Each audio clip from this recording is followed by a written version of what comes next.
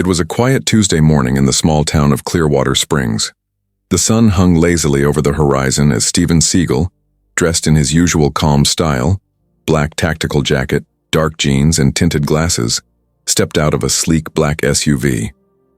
Few recognized him at first. To most locals, he just looked like a tall, stoic man surveying the area with quiet authority. He wasn't there for publicity. Seagal had personally funded a community self-defense center on the outskirts of town, a project meant to give underprivileged kids a safe place to learn discipline and confidence.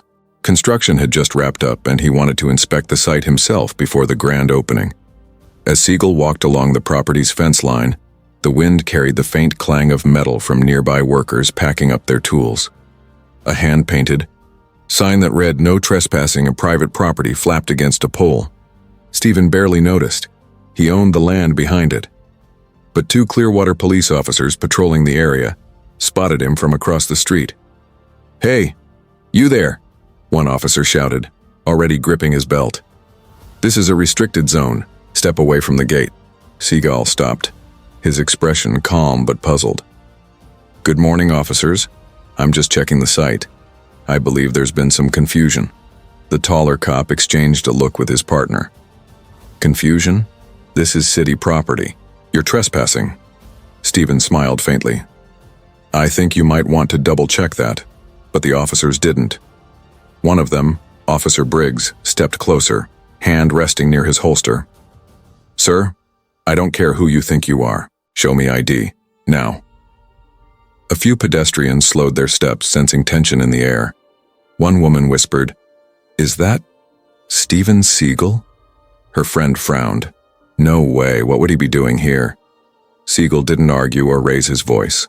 He simply nodded and reached for his wallet. "Of course, officer," he said calmly. But the cold look in Briggs's eyes made it clear he wasn't interested in cooperation.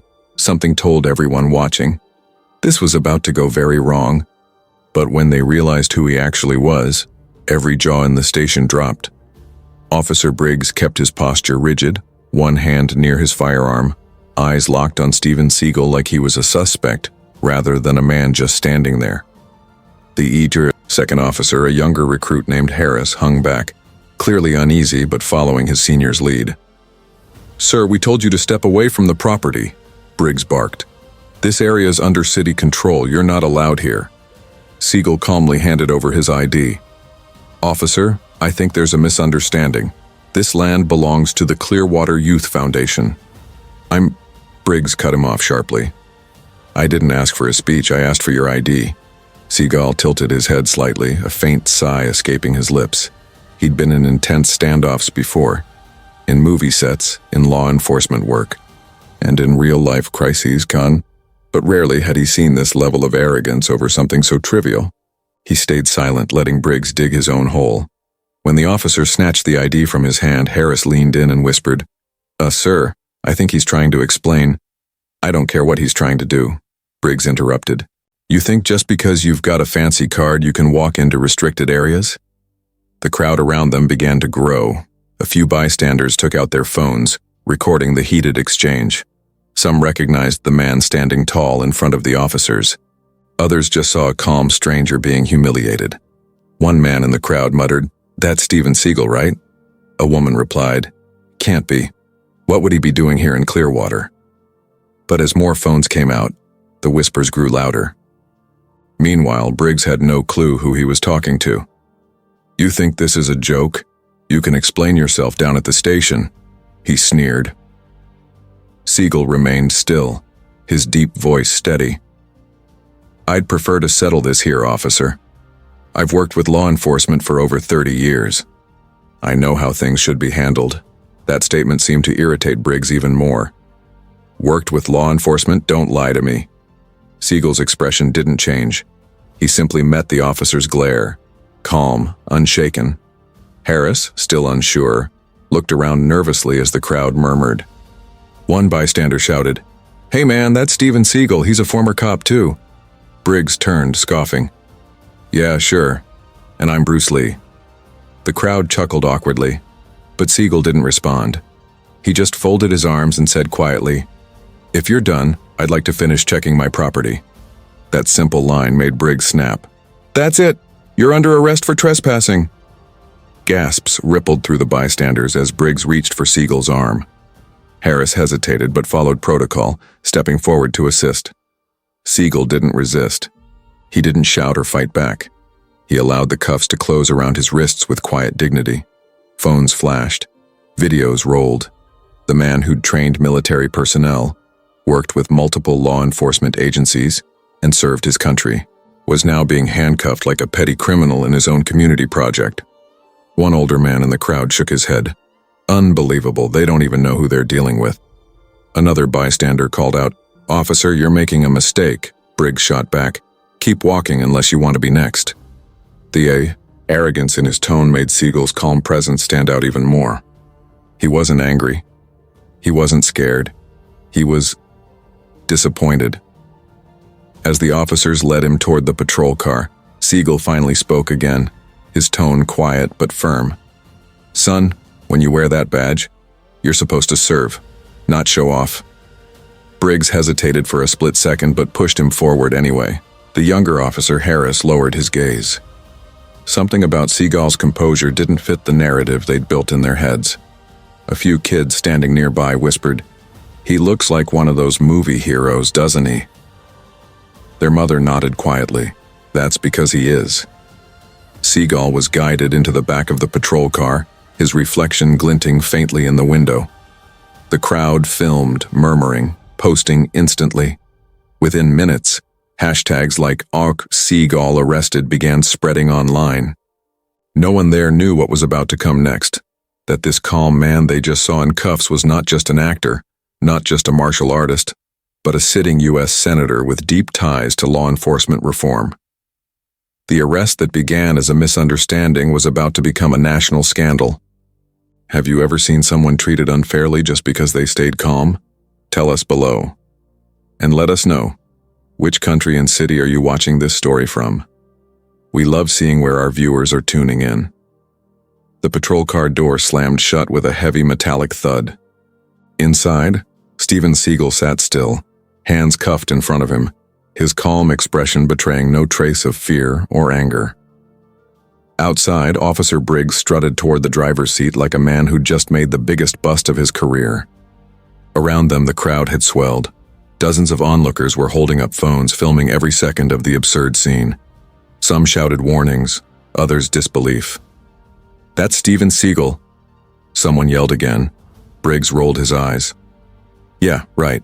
The real Steven Seagal doesn't walk around here in jeans." The younger officer, Harris, hesitated by the door, whispering nervously, "Sir, what if they're right?" Briggs shot him a cold look. "They're not. Don't let that Hollywood nonsense get in your head. This guy's a trespasser, end of story." Harris looked back at the car. Seagal was staring straight ahead, motionless, his reflection in the glass steady, like a man who'd seen 1,000 confrontations and learned when to stay silent. The patrol car began to roll through Clearwater's narrow streets. People followed on foot, filming, narrating, and uploading live. Within minutes, clips began spreading across social media. The video title, "Police Arrest Mystery Man Who Looks Like Steven Seagal." At the small-town police station, Seagal was led through the side entrance. The fluorescent lights flickered as they walked down the hallway. Every officer they passed glanced up, their expressions flickering between curiosity and confusion. Briggs pushed open the processing room door. "Book him trespassing on city property." The clerk, a woman in her 40s, raised an eyebrow as she took Seagal's ID. Her eyes widened slightly, but she said nothing. Instead, she typed quietly, her fingers trembling just a little. Seagal stood tall, his posture composed, the kind of discipline that comes from decades of martial training. Harris watched him, guilt etched across his young face. Briggs noticed and snapped, "What's the matter, rookie? You starting to feel sorry for him?" Harris didn't answer. He just stared at Seagal. The man radiated a strange energy, calm but powerful, unbothered yet aware of every detail around him. As the clerk finished typing, she glanced back at Seagal's ID, then back to the screen. She blinked twice, thinking she'd made a mistake. But there it was, clear as day. Steven Frederick Seagal, United States Senator, special appointment, federal law enforcement consultant, former reserve deputy chief. Her mouth fell open. Officer Briggs? Briggs grunted without looking up. Yeah? She turned the monitor toward him. You might want to see this. Briggs stepped closer, frowning, and froze. For the first time since the encounter began, the swagger in his stance disappeared. What is this? It's him, she said quietly. That's Steven Seagal. He's an elected senator and a federal consultant. The room went dead silent. Even the sound of the flickering light seemed to stop. Harris's jaw nearly hit the floor. Seagal finally broke his silence, his voice low but commanding. I tried to tell you there was a misunderstanding. You didn't want to listen. Briggs swallowed hard, his face flushing red. He looked from the screen to Seagal, then back again, his mind spinning. This can't be right. Seagal took a small step forward. Even with his hands cuffed, his presence filled the room. When people wear that badge, they carry responsibility, not ego. You're supposed to protect the public, not humiliate them. The weight of his words hung in the air like a hammer. Harris took a slow breath, realizing exactly what they'd done. Briggs stammered, Look, I didn't know who you were. That's the point, Seagal said, his tone steady but sharp. You shouldn't have to know someone's name to treat them with respect. The clerk quickly unlocked the cuffs. Seagal rubbed his wrists lightly, but there was no anger in his movements. Only quiet disappointment. Outside the room, whispers began to spread through the station. Wait. They arrested Senator Seagal? You mean the Steven Seagal? The action star? No way. Are you serious? Within minutes, word reached the captain's office. Footsteps echoed down the hallway as senior officers rushed in, disbelief on their faces. Briggs backed away, muttering, Sir, I swear, he didn't identify himself. Seagal's calm gaze met his. I didn't need to. The captain walked straight to Seagal, extending his hand. Senator Seagal, I deeply apologize. There's been a terrible mistake. Seagal nodded once. I hope you'll use it as a lesson. For all of us. The captain nodded, clearly embarrassed. Briggs stood frozen, the weight of his arrogance now crushing him. Harris stepped forward hesitantly. Sir, I'm sorry. I should have said something sooner. Seagal placed a hand on the young officer's shoulder. You'll learn, son. Respect and restraint will take you further than fear ever will. And with that, Seagal walked calmly toward the exit. Every officer in the building stopped what they were doing as he passed, their eyes wide, the reality sinking in. They hadn't just arrested a celebrity. They'd handcuffed a U.S. senator. As Seagal stepped outside into the golden afternoon light, reporters already began to gather. Cameras flashed, voices shouted questions. And in that swirl of chaos, Steven simply adjusted his sunglasses and walked to his car. The man who had been wrongfully cuffed just an hour earlier was now walking free, silent, composed, and about to become the center of one of the most viral stories in America. If you were standing there when the truth came out, what would you say to those officers? Be honest, comment below. The moment Steven Seagal stepped out of that small-town police station, chaos unfolded like wildfire. Reporters swarmed the entrance, flashing cameras and shouting over one another, desperate to confirm what they'd just heard. Senator Seagal, is it true you were arrested? Were you profiled, sir? Do you plan to press charges against the department? Seagal didn't answer right away. He paused on the top step, scanning the sea of microphones and flashing lights. For a brief second, the noise faded. His eyes reflected calm, a stillness that contrasted sharply with the frenzy around him. I believe in respect, he finally said, his voice steady, carrying effortlessly over the crowd. And I believe that power should serve people, not intimidate them. That one sentence hit like thunder. Within minutes, clips of his short statement began circulating online. Headlines popped up across news sites and social media feeds. Steven Seagal wrongfully arrested, turns out he's a U.S. senator. Local cops detain global icon. His response goes viral. Power should serve people. Seagal's calm speech sparks nationwide debate. Inside the police station, Officer Briggs was pacing back and forth, his face pale. Harris sat quietly in a corner, staring at the news feed on his phone. It already had over 5 million views. Sir, Harris said quietly, it's everywhere. CNN, Fox, even TikTok. Briggs slammed his fist on the table. How was I supposed to know who he was? He didn't even say he was a senator. The captain walked in, holding a phone to his ear. His expression was grim. "You should have known from how you treated him." "Washington's on the line, Briggs. They want an internal report now." Briggs's voice cracked. "Sir, please, it was a misunderstanding." The captain sighed deeply. "A misunderstanding doesn't erase humiliation. You handcuffed a senator, and the whole country saw it." Meanwhile, outside, Seagal was guided toward his car by his security aide, a quiet man named Ramirez who had driven hours after hearing about the incident on the radio. "Sir, this is already national," Ramirez murmured. "The Senate's communications office wants to issue a formal statement." Seagal shook his head. "No, let the truth speak for itself.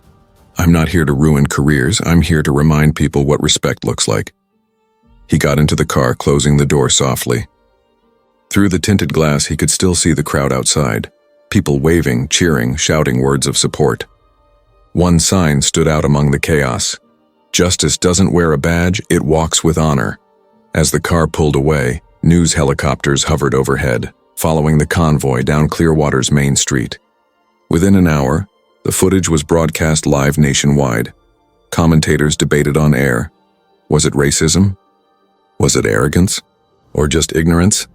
Regardless, Seagal's restraint turned what could have been a scandal into a powerful message about leadership. At the same time, the police department's phone lines exploded. Journalists demanded statements. Citizens called for accountability. The mayor held an emergency press briefing that evening. "We are conducting a full investigation into the incident," she said nervously. "Senator Seagal has shown extraordinary grace, and we owe him a sincere apology." The clip of her speech barely finished airing before memes, hashtags, and think pieces flooded social media. Respect like, "Seagal power should serve, justice not ego." Back in Los Angeles, Seagal's family watched the coverage. His daughter shook her head. "Dad always said humility is strength. Guess the world's finally listening." Meanwhile, at a diner just outside Clearwater, locals crowded around the TV, replaying the video over and over. "That's wild," one man muttered. "He didn't even raise his voice once." Another nodded. "That cop's career's over, but honestly, Seagal handled it like a monk." By nightfall, the story hit every major platform. News anchors replayed the footage on loop. Seagal's calm demeanor versus the officer's aggression. It became the perfect viral contrast. Arrogance versus grace, ego versus discipline. But Seagal wasn't interested in fame or sympathy. He was focused on something bigger. The next morning, he held a short press conference outside the state capitol. Dressed in a simple black suit, his tone was measured. No drama, no anger. "I've spent my life teaching discipline," he began. "Yesterday I was reminded how easily power can lose sight of purpose. But I hold no resentment. Instead, I offer this. Let's use what happened to build awareness, not bitterness." Cameras clicked furiously as he continued. "I believe in law enforcement. I served alongside officers for years. But with authority comes responsibility. If we forget that, we forget why the badge matters." The statement went viral all over again. Even people who weren't fans of his movies shared the clip, calling it the most composed public reaction in years. One viral tweet read he could have sued, shouted, or humiliated them. Instead, he educated them. That's leadership. Inside Clearwater PD, Briggs sat silently at his desk watching Seagal's words play on the monitor. His hands trembled slightly. He looked over at Harris, who whispered, "He's giving us a second chance, sir." Briggs nodded slowly, guilt etched deep across his face. "Yeah, and we better not waste it." Later that day, Seagal's office confirmed he wouldn't be pressing charges. Instead, he'd requested that the Clearwater Police Department participate in a new federal training initiative, one focused on respectful community engagement. It was the perfect ending to a humiliating mistake. Instead of revenge, Seagal had offered reform. The country watched in awe. The man who once played heroes on screen had just proven he was one in real life. If you were in Seagal's shoes, would you forgive the officer or make an example out of him? Comment your honest take below and tell us where you're watching from. The following day, the world woke up to one story: Steven Seagal's arrest and his message about power, respect, and humility. Every major news outlet ran the clip of him walking calmly out of that police station. Hands free, face composed, eyes unshaken, but Seagal wasn't done. That morning, he arrived at the National Press Club in Washington, D.C., a place where senators, journalists, And world leaders gather when they have something important to say. The room was packed. Reporters from CNN, BBC, and Al Jazeera filled every corner, cameras ready, lights flashing. He walked in slowly, dressed in his signature black jacket, his presence quiet yet commanding. The murmurs faded instantly. The crowd could feel it. This wasn't going to be an ordinary statement. Seagal adjusted the microphone, glanced briefly around the room, then began, "Yesterday, I experienced something that millions of people around the world experience every day. Judgment based on appearance, not truth." The room went silent.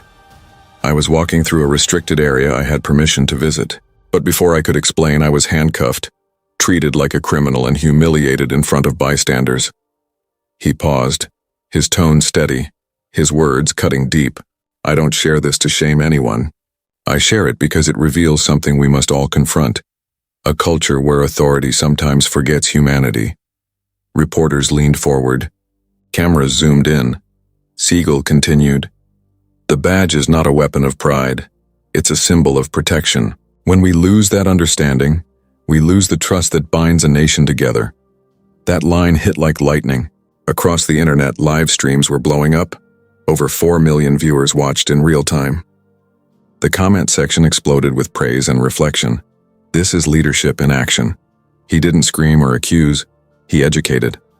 Seagal just gave one of the best speeches of the decade. He looked up again, scanning the crowd. "The officer who arrested me made a mistake. But I hold no anger, because anger builds walls, when I'm here to build bridges." The audience erupted in applause.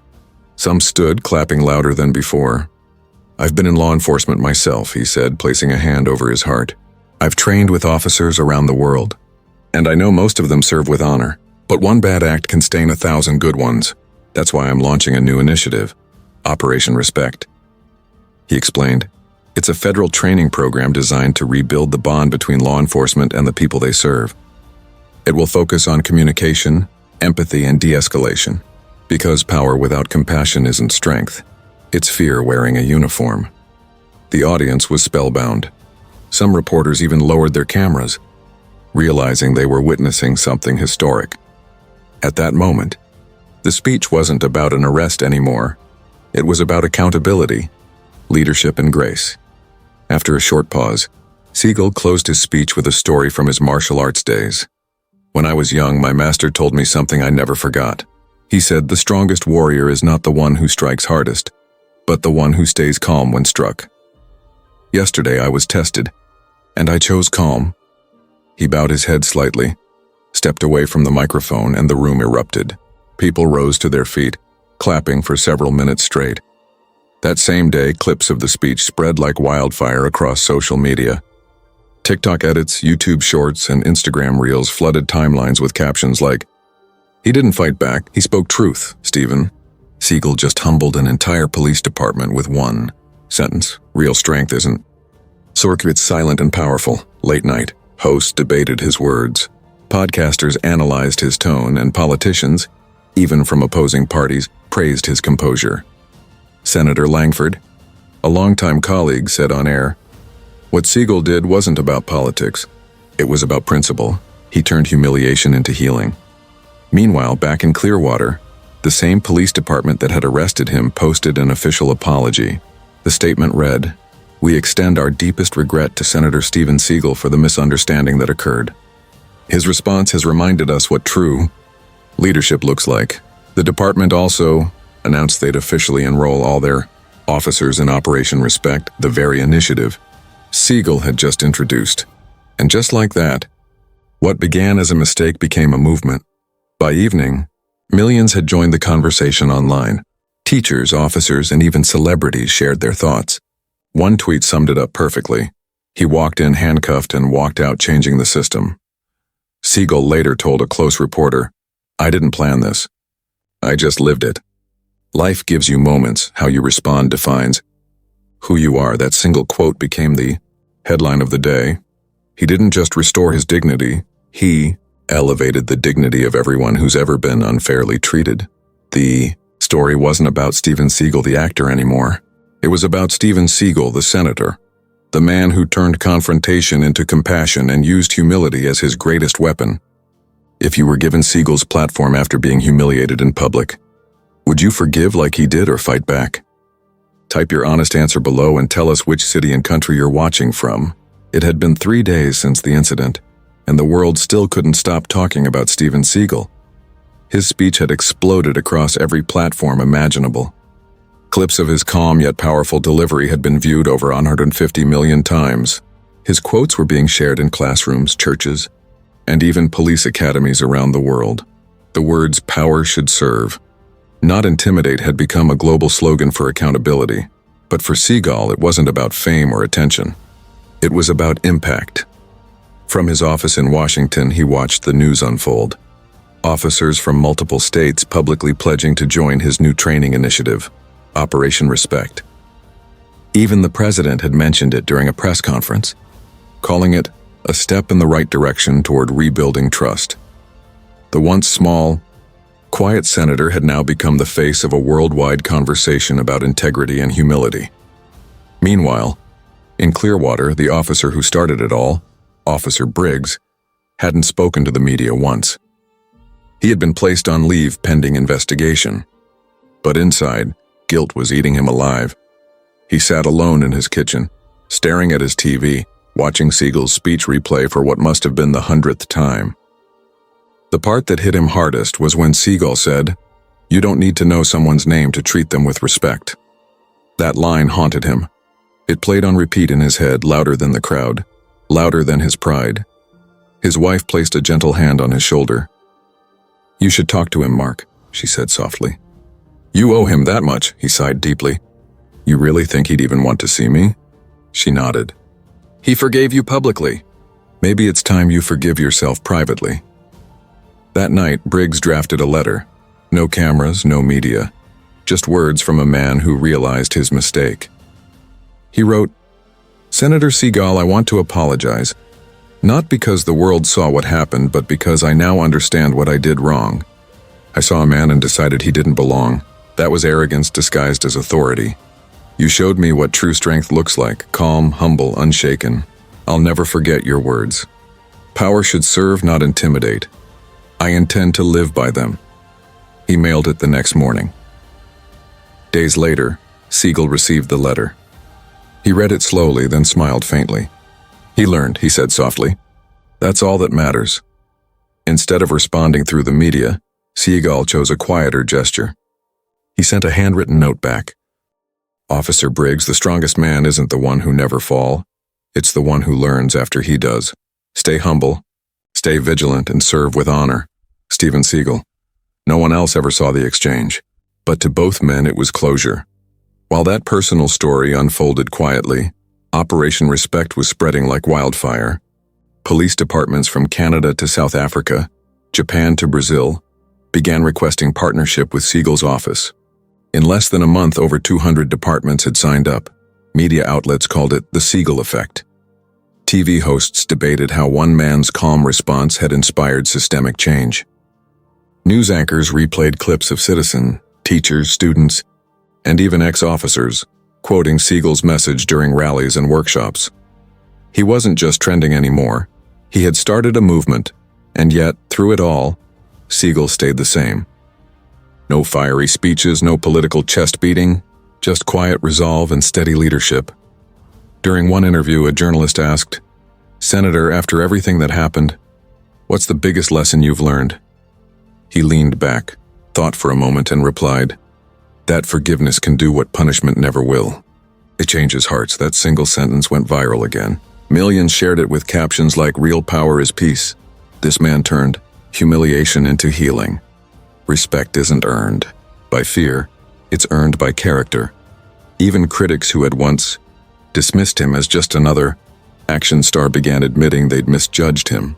Newspapers called him the Stoic Senator. And back in Clearwater, something even more incredible happened. Officer Briggs requested to rejoin the department, not as a patrol officer, but as a community relations trainer for Operation Respect.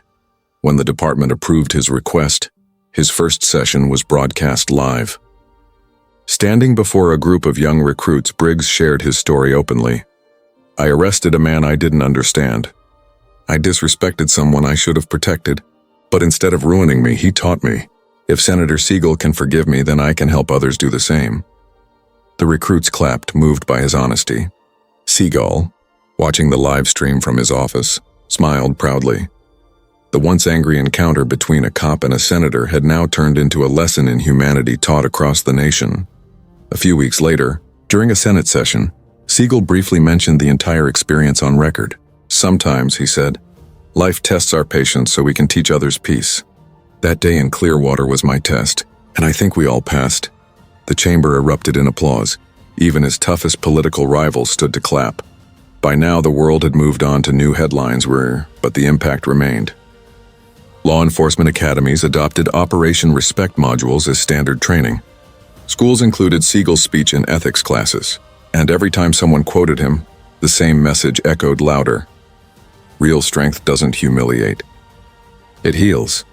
The man once known for breaking bones on screen had now built bridges in real life, and all it took was calm. Do you believe forgiveness can truly change people, even those who've wronged us deeply? Drop a if you'd do what Seagal did, or a if you'd struggled to forgive. Let's see your honest take in the comments. Months had passed since that unforgettable day in Clearwater, the day a routine arrest turned into a worldwide lesson on humility and justice. Yet the story of Steven Seagal hadn't faded. It had only grown. Across the globe, schools, police departments, and even corporations had begun quoting his words. Power should serve, not intimidate. Forgiveness changes hearts. Stay calm when struck. Those simple phrases had become guiding principles in leadership seminars, police academies, and motivational conferences. The once viral moment had transformed into a cultural movement, a testament to how one calm reaction could inspire millions. Seagal had never intended to become a symbol, but that's what he'd become, not through speeches or fame, but through grace under fire.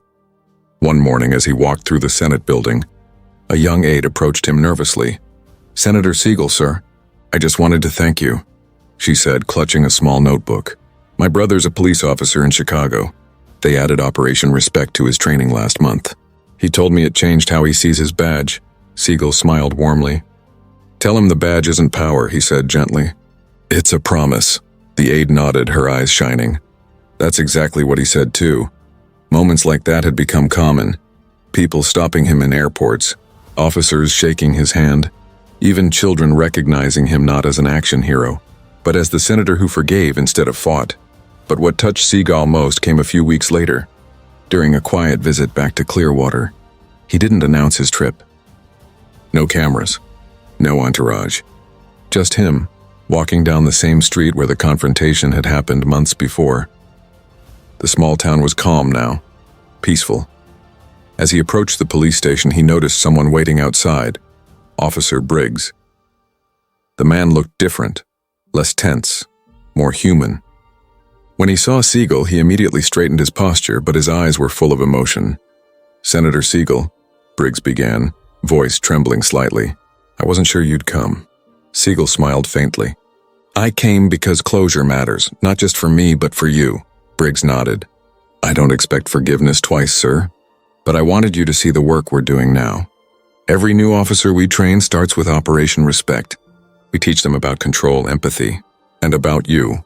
Seagal placed a hand on his shoulder. "Then I'd say you've already forgiven yourself. That's harder than forgiving others." For a moment, the two men stood there, no titles, no ranks, just two humans who had walked through fire and come out changed. Briggs gestured toward the station.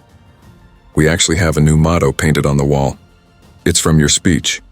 Inside, across the entrance, bold letters read, "Strength is silent, respect is loud."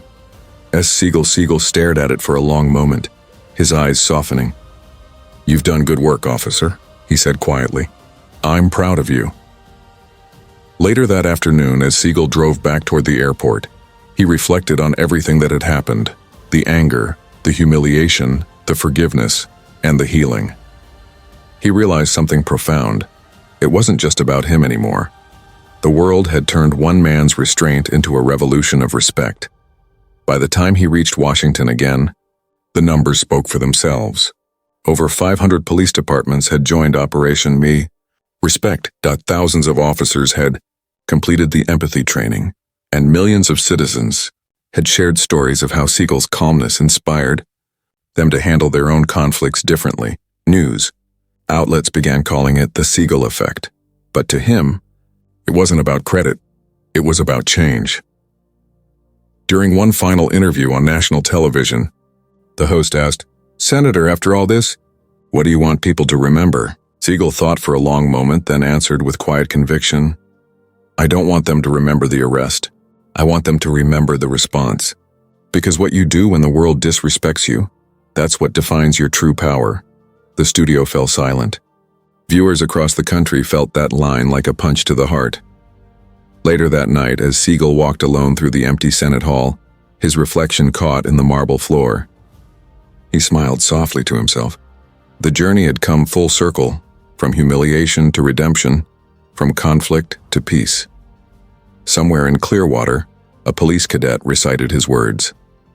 Somewhere across the ocean, a teacher quoted him to her students. Somewhere online, a viewer typed beneath a viral clip, "He didn't fight the system, he fixed it."